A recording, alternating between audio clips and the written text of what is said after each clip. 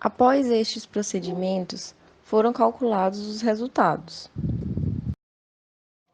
Inicialmente, foi feita a determinação da massa real de ácido acético na fase 1.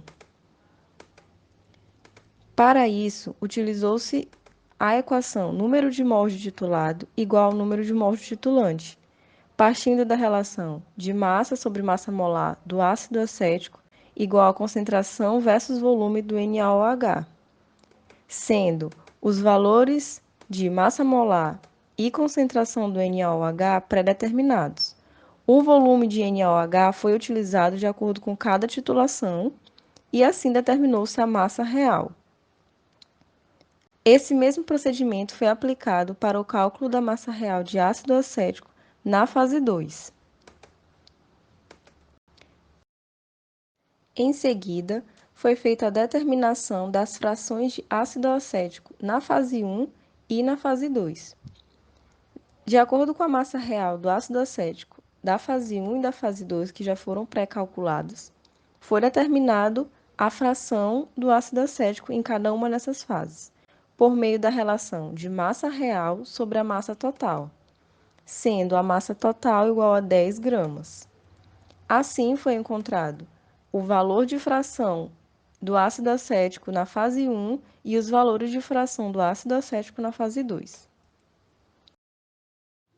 Então, para a determinação das frações do acetato de etila pelo método binodal, utilizou-se essas frações de ácido acético já determinadas na fase 1 e na fase 2 e substituiu-se esses valores no lugar da variável y na equação polinomial, para assim encontrar na variável x os valores de fração do acetato de etila para a fase 1 e para a fase 2.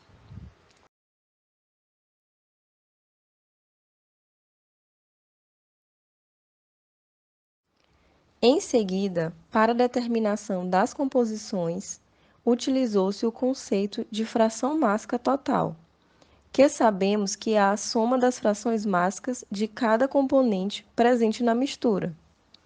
Sendo assim, a fração mássica total é dada pela soma da fração de ácido acético mais a fração do acetato de etila mais a fração de água presente. Substituímos, então, os valores de fração do ácido acético e os valores de fração do acetato de etila, fazendo a diferença para um total de 1, obtivemos os valores de fração mássica da água presente em cada fase. Assim, observou-se que a fase 1 é rica em água, por isso é a fase aquosa, e a fase 2 é rica em acetato de etila, por isso chamada de fase orgânica. Foi feita, então, a determinação das linhas de amarração e da curva binodal experimental.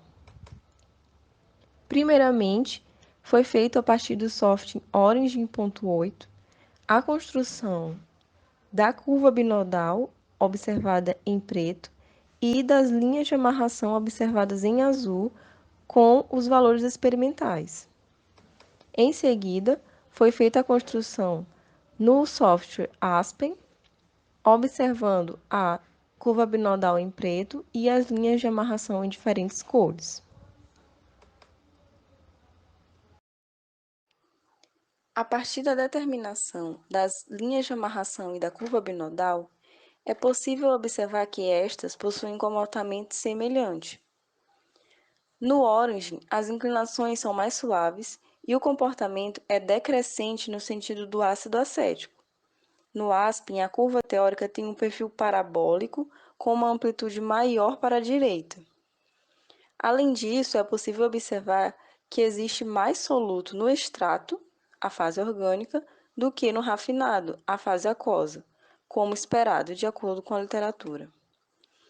O solvente é capaz, assim, de extrair o soluto da fase aquosa, pois este tem preferência pelo solvente e mais afinidade com ele.